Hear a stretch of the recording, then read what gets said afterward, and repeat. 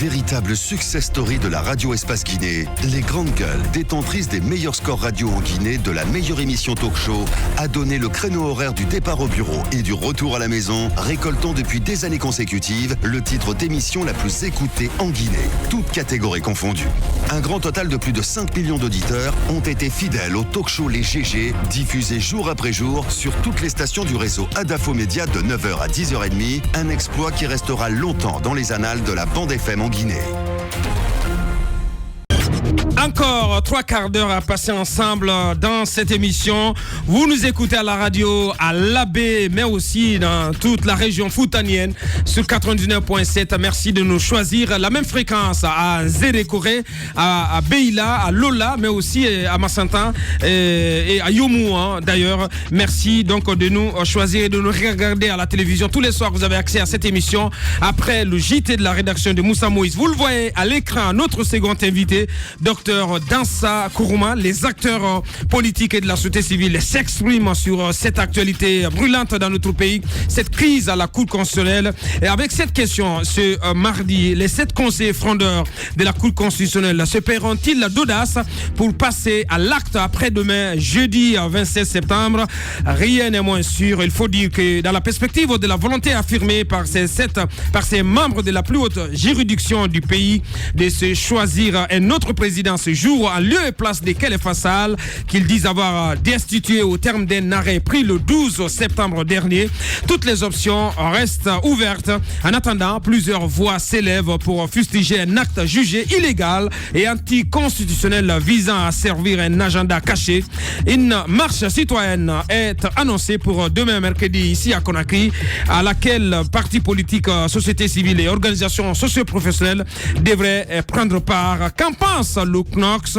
À quelles implications juridiques et politiques renvoie à cette crise et comment en sortir, entre autres questions que nous allons poser dans un instant à notre invité qui s'est installé dans ce studio. On s'arrête là-dessus et puis on va interroger à présent notre invité à qui nous disons bonjour. Bonjour Aboubacar et bonjour à tous. Bienvenue et toutes dans cette émission. Pour commencer, Moussa Moïse. Dans ce courant, on l'a entendu de moins en moins depuis que cette crise a commencé à éclater au niveau de la Cour constitutionnelle. C'est vrai qu'il y a une première apparition, mais je finis à Baka s'il vous plaît. Une première apparition, mais assez soudaine. Après, Dansa disparaît. Et j'ai eu dit que Dansa, c'est du genre à venir juste faire acte de présence lorsqu'il y a une crise. Et après, derrière, il se camoufle, il quitte et il laisse les autres aller au charbon. C'est quoi la stratégie dans C'était les mêmes suspicions d'ailleurs qui ont circulé sur votre compte à l'époque des protestations contre la hausse du prix du carburant. Il se dit que vous ne jouez pas franc jeu. Il se raconte beaucoup de choses sur vous, docteur Dansa. Alors, c'est une très bonne question.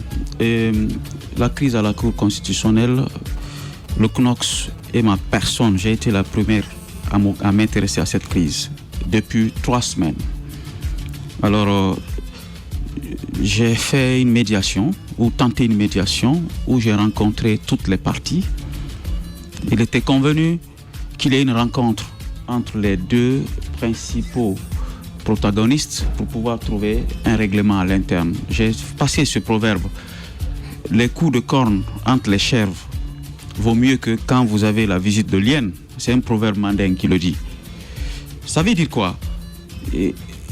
La première prise de position par rapport à la crise à la Cour constitutionnelle, côté société civile, c'est le CNOX qui l'a fait. Mais nous avons des approches. C'est une crise interne, liée à des dysfonctionnements qui sont cités par les 2 parties.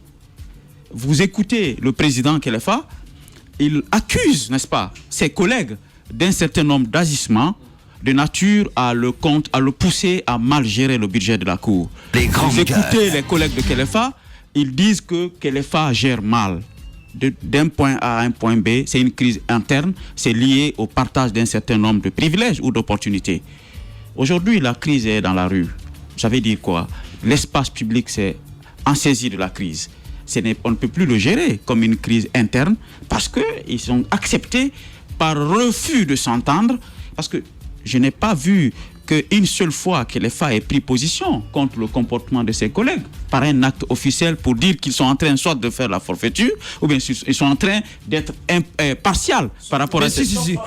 Sa dernière sortie, lors de sa dernière sortie, il a fait. Et ensuite, lorsqu'il y a une contradiction à l'interne, C'est vrai. Je dis bien avant le déclenchement de la crise. Oui, avant le déclenchement. Moussa, d'abord, votre question, parce qu'elle est très importante, docteur. Et c'est important, donc, c'est le lieu et l'occasion ici d'élucider. La société civile. D'éclairer l'antenne. La société civile à Boubacar. L'opinion. On vous dit en face ce qu'on entend dans l'opinion. Est composée de plusieurs acteurs. Vous êtes considéré comme une sorte de top du pouvoir au sein des organisations de la société civile. Il faut quand même qu'on se dise la vérité. Les gens ont des doutes, ont des soupçons sur vous. On n'est pas convaincu de l'entièreté de votre engagement dans les combats. Les gens ont l'impression que vous, comme l'a dit Moussa, vous sortez la tête et après, voilà, vous êtes avec le pouvoir la nuit. Ça dépend de quelle gens. C'est ce qui s'entend dans l'opinion. Chacun peut se dire les gens. Et puis le CNOSS n'est pas une organisation c'est pas un petit morceau qui peut polluer une atmosphère, c'est la plus grande. Je précise déjà. Et les prises de décision au niveau du CNOSS respectent à un certain nombre, une règle démocratique. On ne peut pas se lever, ce n'est pas une association qui est composée de 2 ou 3 personnes où on peut se lever le soir, prendre une position. Il faut organiser une réunion. Au cours de la réunion, que l'option prise par l'organisation soit acceptée. Alors, d'où les attentes du peuple face à votre organisation qui est la plus grande. Demain, nous avons une conférence de presse. Je vais vous informer déjà là-dessus. Hier, je l'ai rappelé à la rencontre qui a été initiée par l'UFDG. Nous ne sommes pas une association composée d'individus. Nous sommes une organisation composée de réseaux et de coalitions. Le barreau fait partie du CNOSS et d'autres associations de grande envergure que vous connaissez. Je peux prendre position en tant que personne physique parce que je suis un activiste sur un certain nombre de notions. Comme le cas de la Cour constitutionnelle, j'ai été interpellé comme membre du CNT dont la signature déjà figure sur la loi organique. Et j'ai affirmé ma position de manière claire. La procédure de destitution de Kéléfa Sall contiendrait des vices juridiques graves. S'il vous plaît. Contiendrait ou contient? S'il vous plaît. Nous sommes en droit. Non, quand vous mettez au conditionnel, c'est comme si c'était pas effectif. Madame, je parle en tant qu'intellectuel. Je ne suis pas magistrat chargé d'enlever dans cet arrêt les vices qui sont contenus. La loi dit que les membres de la Cour... Docteur, justement, parce que vous êtes intellectuel. S'il te plaît, Tamba. Termine, Tamba, s'il vous plaît. Après, vous avez l'occasion de poser votre question. Et puis, je vais vous mettre à l'aise. Hein. Oui. Quand je débat dans ce studio, je ne suis pas un homme de droit. Hein. Je ne suis pas un magistrat qui a compétence de statuer sur ce contentieux. Donc, je dois avoir de la circonspection dans mes propos.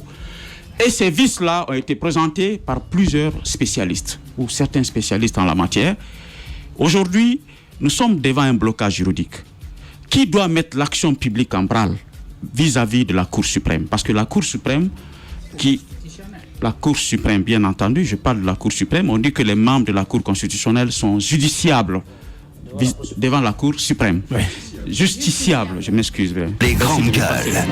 Alors, si je dis contiendrait, c'est sur la base d'analyses de profanes, comme vous et moi. Nous avons lu les propos des juristes.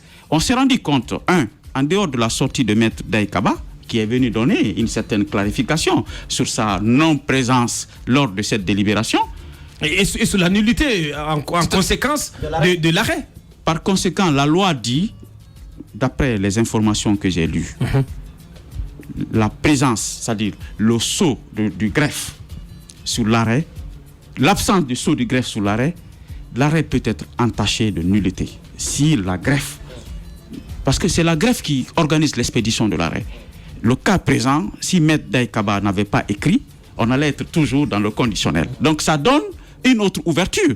Mais en tout état de cause, nous sommes devant une procédure judiciaire de la plus haute juridiction du pays. Est-ce que dans sa cour en tant qu'activiste, est-ce que vous élevez contre ces machinations, parce que c'est une machination au sein de la Cour constitutionnelle? Je condamne avec la dernière énergie. Et d'ailleurs, vous avez suivi le communiqué de presse que le CNOSS a sorti. J'aimerais bien que vous compreniez un fait. La société civile est composée de plusieurs organisations. On peut avoir les mêmes positions et utiliser des voies différentes pour faire aboutir un certain nombre de revendications. La pression, il y a des organisations qui sont spécialisées sur les analyses juridiques et ils ne font pas de marche. mais il aide la population à avoir de la lumière. D'autres sont spécialisés mais vous avez en sur la médiation. Vous avez en votre sein le barreau, vous l'avez dit, le barreau qui a pris position clairement dans ce débat. La position du barreau est celle du CNOCS. Je précise une fois encore. Bien. J'étais le dimanche sur un plateau sur le club de la presse où Maître Le Bâtonnier est intervenu en direct de l'émission, où j'étais l'invité. La position du CNOCS est celle du barreau, il n'y a aucune ambiguïté. D'ailleurs, le principe... Parce que je suis informé sur ce dossier plus que plusieurs personnes qui parlent aujourd'hui. Parce que j'ai tenté, comme je suis en position de médiation, et d'ailleurs, après cette émission, je dois me rendre à la Cour constitutionnelle pour rencontrer, n'est-ce pas, l'équipe des 8. J'ai demandé au vice-président que je veux les rencontrer. Et cette position, je l'ai présentée à la réunion d'hier. Jusqu'à preuve du contraire, nous allons essayer de ramener ces conseillers à la raison. Parce que, en pareil cas, si l'arrêt est entaché de les ramener à la raison d'irrégularité, il y a des options qui s'offrent. Les membres de la Cour peuvent se rétracter. Ne pas mettre en exécution leur arrêt. Les grandes gueules. C'est une option qui s'offre. C'est qui doit être, ça peut s'obtenir comment? C'est qui doit être d'obligation maintenant. Tout à fait. Oui. Alors, j'y travaille là-dessus. Ouais. Mais nous ne pouvons pas tous avoir la même passion de nous exprimer ou les mêmes outils pour défendre un certain nombre de choses. Et je suis très clair là-dessus, la position du CNOCS ne souffre pas d'ambiguïté. Les autres options. Alors, et je précise aussi, c'est ma personne qui a interpellé le balai citoyen au très fond de la crise. Et il m'écoute certainement à cette émission, il l'a dit hier lors de la rencontre. Je dis, il y a une situation qui se passe, ça demande que les acteurs de la société civile s'impliquent pour soit aider l'effort de médiation ou aider à une meilleure compréhension de la crise avant qu'elle n'éclate au grand jour. Alors, l'autre question qu'on voulait poser, puisque vous êtes suffisamment imprégné de la situation qui se passe à la Cour constitutionnelle, c'est le fait que certains conseillers n'aient pas l'âge requis pour être au sein de l'institution. Est-ce que vous avez pu échanger avec les personnes concernées? À votre avis, qu'est-ce qu'on devrait faire après cette sortie du greffier en chef qui a réellement éclairé la lanterne de l'opinion? Parce qu'on a voulu se servir d'une situation qui n'est pas normale. On a voulu un peu lui forcer la main. Alors, il a éclairé la lanterne des gens. À votre avis, qu'est-ce qui devrait se passer? L'autre question, c'est que vous avez interpellé le balai citoyen. Il y a une mobilisation en cours. Est-ce que le CNOCS accompagne cette mobilisation? Parce qu'ils ont décliné un programme de mobilisation au niveau des 5 communes. Citoyenne demain mercredi. Demain mercredi. Et puis il y a d'autres rencontres, je crois, en vue à compter de demain mercredi jusqu'à, je ne sais pas jusqu'à quelle date. Écoutez, le programme est signé par une organisation. Il faut bien qu'on soit clair. Elle n'est pas signée par le CNOCS. Alors, en solidarité société civile et dans le cadre du respect de la légalité, les démarches de la société civile doivent être légales et pacifiques. À ce titre-là, nous n'avons rien contre ceux qui manifesteront, n'est-ce pas, pour respecter un certain nombre de choses. Mais la déclaration lors de manifestation est signée, bel et bien, par une entité. La deuxième précision que je vais donner, j'ai demandé aux collègues d'hier, d'ailleurs, on a même constitué une délégation qui m'accompagnera à la Cour constitutionnelle aujourd'hui, pour essayer d'éviter à notre pays une déchéance collective de cette institution. Je vais m'expliquer peut-être tout au long de l'émission, si vous me donnez l'opportunité. Allez-y. Et on parle dans l'arrêt. Je vais répondre à la question de Moussa Yoro, s'il vous plaît, pour ne pas oublier. On parle de certains conseillers qui n'auraient pas eu l'âge requis. Vous convenez avec moi que l'installation... Dans le micro, s'il vous plaît. L'installation de la Cour constitutionnelle, il y avait bel et bien des cas de personnes qui n'avaient pas l'âge, avant même que cette crise n'éclate. Effectivement. Pourquoi l'opinion ne l'a pas su? Je pose la première question. Il ne revient pas à moi, qui n'est pas dans les secrets de la Cour, dont les délibérations se passent dans le plus grand secret, de savoir pourquoi on a fermé les yeux depuis, je dis bien, la création de la Cour. Les grandes gueules. Moi, je ne suis pas d'accord. J'aimerais que l'on revienne au départ. Non, s'il vous plaît, elle a posé une question que je vais Sa reprendre. question va revenir. Tout à fait. Rassurez-vous, sa question va revenir. Oui. Alors, docteur Dansa Kourma, je pense qu'à un certain moment, il faut prendre la mesure de la chose. Et la gravité de la crise. On ne vous demande pas de compte, ça ne veut pas dire que vous n'en avez pas à rendre au peuple. Depuis que cette cour existe, et l'opinion, nous on l'a souligné dans cette émission. Le cas Ali Adjabi. On l'a souligné dans cette émission depuis le départ. Sur l'âge, on ne vous a pas entendu. Malheureusement, or vous êtes de la société civile. Ce que je dis, vous entendez tout ce que je dis? Je parle très très bien, je comprends très très bien ce que vous dites. Et donc rassurez-vous, Tout au départ, on ne vous a pas entendu là-dessus sur la question de l'âge. C'est pas vrai. Non, on ne vous a pas entendu. Vous pouvez me donner la preuve. Permettez qu'il ait au bout de son raisonnement. Absolument. Vous plaît, oui. Vous pourrez me donner la preuve de votre réponse, de votre argumentaire tout à l'heure.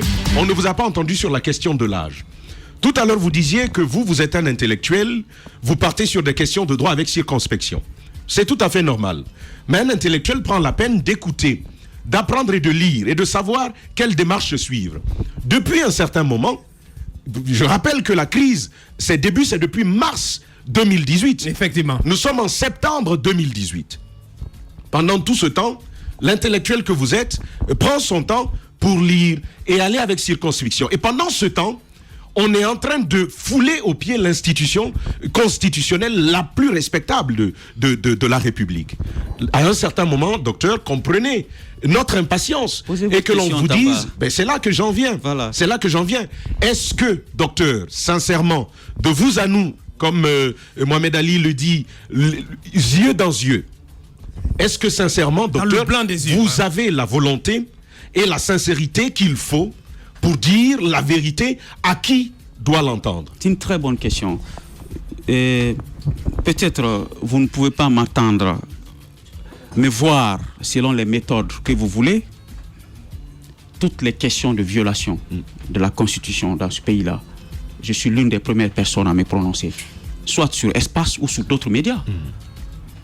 Je précise, nous avons organisé en décembre 2016, les assises nationales sur les institutions de la République. C'était pour prévenir allez-y sur les réseaux, sur Internet, vous allez voir les délibérations de ces assises qu'on a organisées au Palais du Peuple, où toutes les institutions de la République étaient autour de la table pour questionner pourquoi, depuis que les institutions constitutionnelles sont créées, l'une après l'autre, elles sont tombées dans une crise. Un rapport est sorti qui a été transmis à toutes les institutions concernées. Point par point, sur l'âge. Il y a ce Alia Diaby qui était à la Cour constitutionnelle. Aujourd'hui, il est à l'INIDH. J'en viens. Violation après violation. Mais vous parlez d'action. Mais je veux qu'on soit très concret. J'ai parlé d'âge. Allons-y sur l'âge. Qu'est-ce que vous avez dit sur l'âge et que l'on peut vérifier? Où est-ce qu'on peut le vérifier? Allons sur l'âge. S'il vous plaît, ça dépend de nos sources d'information. J'ai appris par médias que Alia Diaby n'avait pas l'âge requis. Par les médias. Je n'étais pas associé à la constitution du dossier. J'ai pas lu le dossier individuel qui a été posé par Alia Diaby. Comment est-ce que je peux savoir a priori, s'il vous plaît? Vous avez le droit de prendre de l'initiative pour fouiller et comprendre. Je dis bien, j'ai été informé par voie de médias. Et qu'avez-vous fait après? Quel traitement en avez-vous fait? Nous avons, s'il vous plaît, passé une déclaration. Je peux vous montrer la copie avant de sortir de cette salle pour demander à ce que les informations soient publiées sur la véracité des documents individuels fournis par Ali Diaby. Mais Ali Diaby n'était pas le seul. Je sais que ce n'est pas comme ça. Vous n'êtes même pas informé. Donc on évolue. Tamba, vous n'êtes même pas suffisamment informé. Ali Diaby n'est pas le seul cas. Non, je le sais. Bien. Moi, je le sais. Mais il faut dire à docteur. Vous ne pouvez pas. Il ne peut pas avoir faux usage de faux dans une institution posée par des individus. La responsabilité pénale, s'il vous plaît, est individuelle. Vous ne pouvez pas me demander de justifier qu'un membre de la Cour constitutionnelle ait usé du faux pour se faire passer pour quelqu'un qui respectait l'âge. Elle est individuelle. Alors aujourd'hui, moi, la République, qui est composée de plusieurs juridictions, la personne elle-même qui est concernée doit avoir la moralité, la bonne moralité de pouvoir renoncer à un certain Oui, mais d'accord. Ma question maintenant. Si tu permets, toujours sur l'âge, parce que le débat, il est toujours posé concernant trois des nouveaux entrants, au sein de cette Cour constitutionnelle. De façon plus globale. Nous voyons déjà les réalités. La crise, elle est énorme et les questions qui sont soulevées le sont aussi. Il y a le problème de l'âge dont on parle. Je crois on parle de 3 conseillers qui n'ont pas l'âge requis. Il y a le problème de la gestion financière de Kelefa qui est dénoncée. Il y a également cette procédure qui est décriée. Mais aussi le tirage au sort. Bon, le tirage au sort, tout cela. Donc nous avons donc la crise devant nous. Aujourd'hui, il y a des positions qui sont catégoriques. De la part, par exemple, du balai citoyen dont vous parlez, du barreau, mais également des partis politiques. Quelle est la solution que propose le CNOSC pour nous sortir de cette situation et d'avoir après une cour constitutionnelle à la fois légale, mais qui a toute la légitimité qu'il faut et toute la légalité. Travailler. Ouais. Voilà. C'est une très bonne question. Il faut bien qu'on sache qui est responsable du bon fonctionnement de la Cour. Qui est le garant de la mise en place, qui est le garant de la mise en place de la Cour constitutionnelle. Pour moi, c'est important. Nous avons une fonction de veille, d'alerte et d'interpellation sur toutes les questions d'intérêt national. On ne peut pas supporter la responsabilité de l'immobilisme des personnes ou des institutions concernées et le porter seul. On ne peut que dénoncer au même titre que vous. Je veux bien que Tamba le comprenne. Non, vous pouvez faire plus. Justement, c'est là que je ne suis pas d'accord. Non, vous pouvez faire plus. Ouais. Il y a cet exemple que j'aime à donner. Le scandale Volkswagen a été déclenché comment? Une organisation de la société civile qui a mené des enquêtes, qui a fouillé et qui a mis cela sur la place publique. Docteur Dansa Kourouma, il le sait. Il y a d'autres exemples ici, il sait qu'il mène des enquêtes. Nous avons Sauf que sur le cas... Il a par exemple mené des enquêtes sur les festivités, les infrastructures, les festivités de l'indépendance. Il a été jusqu'à... Avec des chiffres, il a été jusqu'à l'intérieur du pays. Quand il n'a pas mal à la volonté, il peut le faire. On peut faire tout. Non, quand il veut faire vous êtes la plus grande organisation. Vous êtes le plus grand réseau dans ça. Non, mais par exemple, cette enquête dont on parle, elle est faite en quelle année? Vous ne pouvez pas faire tout. 2017, mais cette actualité, par exemple, vous vous targuez d'être la plus grande organisation du pays.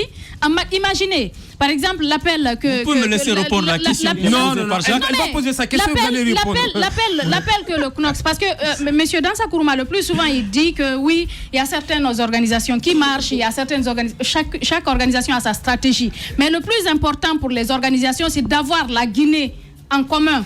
Par exemple, il dit avoir saisi le balai citoyen. Non, il dit avoir saisi le balai citoyen. Vous dites les avoir informés, n'est-ce pas? Voilà, vous les avez informés. L'organisation est en train de faire de la mobilisation, mais j'ai l'impression que vous êtes en retrait. Parce que les explications que vous venez de donner, vous dites que oui, c'est une organisation qui a signé, et c'est ça le malheur de la Guinée. Je suis dans le regret de vous dire, ma sœur, et vous êtes activiste de la société civile, je ne sais pas depuis quand. Vous avez les grandes gueules. Moi, peut-être. Vous avez organisé des événements. Certains ont participé, d'autres ne l'ont pas participé. Parce qu'une seule fois, une organisation s'est levée contre votre démarche. Le plus souvent, en politique, on parle de manifestants et contre-manifestants. Est-ce qu'il y a eu une fois une activité qui a été organisée pour le respect de la loi ou le respect des institutions et le CNOSC s'est désolidarisé? Ça ne s'est jamais passé. Le CNOSC a initié pour la première fois la marche contre l'insécurité. Il y a plusieurs organisations qui n'ont pas participé à la marche. C'est pas le CNOSC. Pardon? La première fois, la marche contre l'insécurité, il faut avoir l'honnêteté de le dire, c'était pas le CNOSC. C'était qui? C'était le F2DAG. C'était quand? Mais bon, on peut avancer, c'est pas important. Madame? Bien. C'était après l'assassinat de M. Diaoné. Là n'est pas le débat. Je ne vais pas répondre à ma soeur, parce qu'elle est à la fois dans cette émission, dans cette salle, journaliste et activiste. Oui, docteur, s'il vous plaît. Je réponds à la question. On revient au débat. Tamba, tu ne peux pas me les grandes gueules. Revenons au débat. Ce n'est pas mon intention. S'il te plaît, ce n'est pas mon intention. Non, mais vous avez posé vos questions. Est-ce qu'il peut répondre à ma question? Est-ce que c'est moi qui ai empêché de répondre à votre question? Non, j'ai dit à l'animateur, est-ce que ayez l'honnêteté d'organiser le débat? C'est ce que j'essaie de permettre quand même. S'il vous plaît. La marche suite à l'assassinat de Diaoné, bel et bien, le CNOSC a organisé sa première marche à cette occasion pour dénoncer l'assassinat de Diaoné, de Mme Boire et d'autres. Si ça a été fait par vous, je n'avais pas connaissance de ça. Bien. Mais nous l'avons organisé et il y a eu de la mobilisation. Certains sont venus, d'autres ne sont pas venus. Mais on n'en fait pas un souci. Si personne nous a combattus par rapport à l'idée, on estime qu'ils sont d'avis avec nous. Dans la société civile, il y a plusieurs organisations, il y a plusieurs démarches. Je n'ai nullement dit dans ce studio que j'étais contre la démarche d'une organisation. Mais hier, à la rencontre, chaque organisation a décliné son agenda. C'était l'objet du forum. Imaginez que j'ai commencé une médiation à Boubacar. Mettez-vous à ma place. Oui. Les partis se sont ouverts à moi. Je n'ai pas fini le processus. Je me mets encore dans une marche. Je pense que c'est un peu contradictoire. Quand on est médiateur, il faut avoir la confiance des partis. Et je suis obligé d'épuiser mes démarches aujourd'hui. Si je n'ai pas gain de cause, le CNOSC demain a une conférence de presse. Vous connaîtrez la position du CNOSC. Bien. Il faut un peu de la pédagogie dans ce que nous faisons. les options qui s'offrent dans le cadre de la résolution de cette crise. D'abord, l'arrêt, ça a été commenté et prouvé par des juristes que ça contient des irrégularités, et la sortie de Maître Daïkaba ouvre le boulevard. Viens clore le débat. Non, ouvre le boulevard. Bien. Nous sommes devant une juridiction, Aboubacar. On ne peut pas être des juges.